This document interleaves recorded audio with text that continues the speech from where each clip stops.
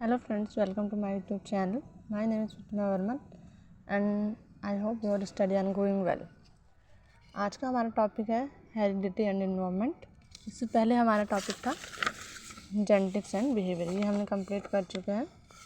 इसके बाद हमारा नेक्स्ट टॉपिक है हेरिडिटी एनवायरनमेंट। तो सबसे पहले हम पढ़ेंगे हेरिडिटी क्या होता है। Heredity refers to the biological process. ये क्या हेरिडिटी का है, एक बायोलॉजिकल प्रोसेस है, मतलब जीवित लोगों में होते हैं, बायोलॉजिकल है ना। इसमें होता क्या है, heredity refers to the biological process of transmission of certain biological and physiological characteristics from parents to their children through genes. ये क्या बता रहा है कि हेरिडिटी एक बायोलॉजिकल प्रोसेस होती है जो सभी जिनमें जीवन होता है उन सारे ही जीव जंतु में होता है। इसमें क्या होता है, ट्रांसमिशन होता है। ट्रांसमिशन एक पीढ़ी से दूसरी पीढ़ी में क्या होता है, कुछ बायोलॉजिकल और physiological characteristics. Biological physiological characteristics मतलब उनके पेरेंट्स में जो भी कैरेक्टरिस्टिक्स है उनके आगे आने वाले जो भी उनकी पीढ़ी है उसमें जाएगी, तो वो बायोलॉजिकल फिजियोलॉजिकल कैरेक्टरिस्टिक्स के अंदर आता है। तो ये किसके थ्रू ट्रांसफ़र होता है, from parents to their children through jeans.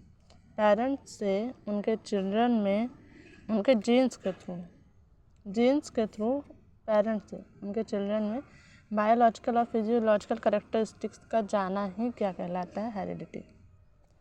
इसको हिंदी में ऐसे बोल सकते हैं कि एक पीढ़ी से दूसरी पीढ़ी में उनके पेरेंट्स से उनके बच्चों में कुछ विशेषताओं का जाना क्या कहलाता है, हेरिडिटी कहलाता है।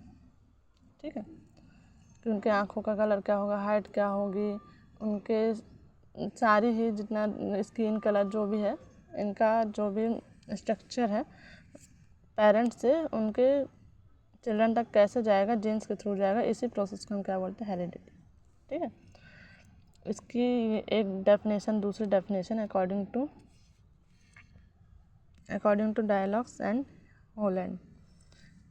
तो ये हम पढ़ते हैं, once heredity consist of all the structure, physical characteristics, function और कैपेसिटीज डेराइव फ्रॉम पेरेंट्स। क्या बोल रहे हैं कि जो हेरिडिटी होती है, अपनी हेरिडिटी होती है, क्या चीज़ कंसिस्ट करती है, क्या क्या होता है उसके अंदर, ऑल स्ट्रक्चर, जो भी स्ट्रक्चर एक पार्टिकुलर व्यक्ति का बन रहा है उसके हेरिडिटी के थ्रू ही आता है।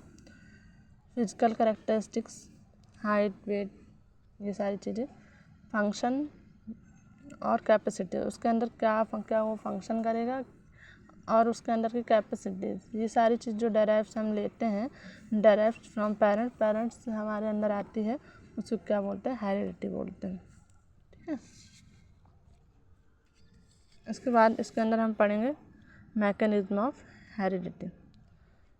The life cycle of an individual begins with the fusion of sperm and ovum.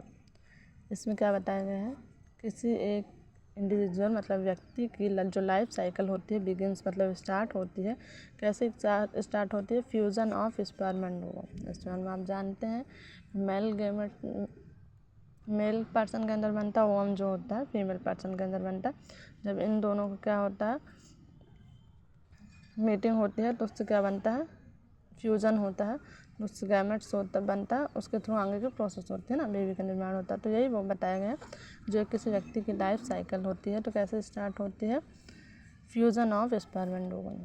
Sperm and ovum के फ्यूज़न से किसी एक व्यक्ति के इंडिविजुअल की लाइफ साइकिल स्टार्ट होती है। हमारा दूसरा टॉपिक ये दूसरा है, the origin of every human life can be traced to single cells called the zygote. इसमें क्या बताया, जो सेम यही चीज़ इसी के आगे का है, एक ह्यूमन लाइफ का जो ओरिजिन होता है वो कैसे होता है, सिंगल सेल से होता है, जिसे हम बोलते हैं जाइगोट। जाइगोट कैसे बनता है, जब स्पर्म एंड ओवम मिलते हैं तब क्या बनता है, जाइगोट बनता है। तो एक ह्यूमन लाइफ का जो स्टार्टिंग होती है स्पर्म एंड ओवम फ्यूजन से होती है, और फिर इसमें बोला है और उस सिंगल सेल को क्या बोलते हैं, जाइगोट। थर्ड पॉइंट क्या है हमारा, when a sperm unit with an ovum zygote is produce. इसमें क्या बताया गया, जब एक स्पर्म जो होता है जो कि मेल से आता है, तो ये क्या होता है, जब ये ओवम से मिलता है तो क्या होता है, जाइगोट प्रोड्यूस होता है। ठीक है। The gene which are the carries of distinctive traits are present in both sperm and ovum. इसमें क्या है, इसमें ये बता रहा है कि जो जीन्स होते हैं कैरीज ऑफ डिस्टिंक्टिव ट्रेड। इसका मतलब होता है कि बहुत सारी कैरेक्टरिस्टिक्स जीन लेके चलते हैं कि आगे आने वाले जो भी चाइल्ड पीढ़ी है, जो भी पेरेंट्स से जो भी उसके कैरेक्टरिस्टिक्स है, वो जीन के थ्रू ही क्या होते हैं, दूसरे आगे आने वाले चाइल्ड में क्या होता है, ट्रांसफ़र होते हैं। तो ये दोनों ही स्पर्म एंड ओवम में ही क्या होते हैं, जीन्स क्या होते हैं, प्रेजेंट होते हैं, जो बहुत सारे डिफरेंट कैरेक्टरिस्टिक्स को क्या है, लेके चलते हैं। फिर है in the fertilized ovum there are 23 pair of chromosome, half of which are give by the father and the other half of the mother. इसमें क्या बताया गया है, एक फर्टिलाइज्ड ओवम के अंदर कितने पेयर्स होते हैं क्रोमोसोम, 23 पेयर्स ऑफ क्रोमोसोम होते हैं, जिसमें हाफ किसका होता है, फादर का होता है, और हाफ क्या होता है, मदर का होता है। 23 पेयर्स होते हैं। फिर है while female have 23 pairs of XX chromosome, males from 22 pairs of XX chromosome, एक minute, 2 pairs of XX chromosome and 2 single chromosome represented by X and Y। इसमें ये बताया जा रहा है कि फीमेल के अंदर जो भी 23 जोड़े होते हैं उनमें केवल XX XX क्रोमोसोम पाए जाते हैं, लेकिन जो मेल पर्सन होता है उसमें 22 पेयर्स में तो XX सेम फीमेल के जैसा होता है, लेकिन जो 1 पेयर ऑफ क्रोमोसोम होता है, एक जोड़ा क्रोमोसोम होता है, उसमें क्या होता है, एक्स और वाई पाए जाते हैं ना, एक्स और वाई को रिप्रेजेंट करते हैं,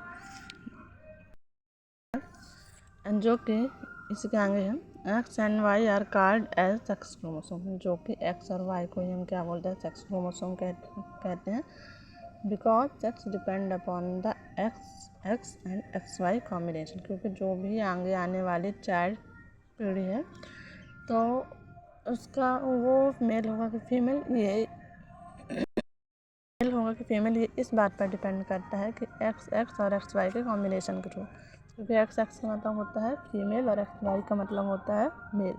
ठीक है,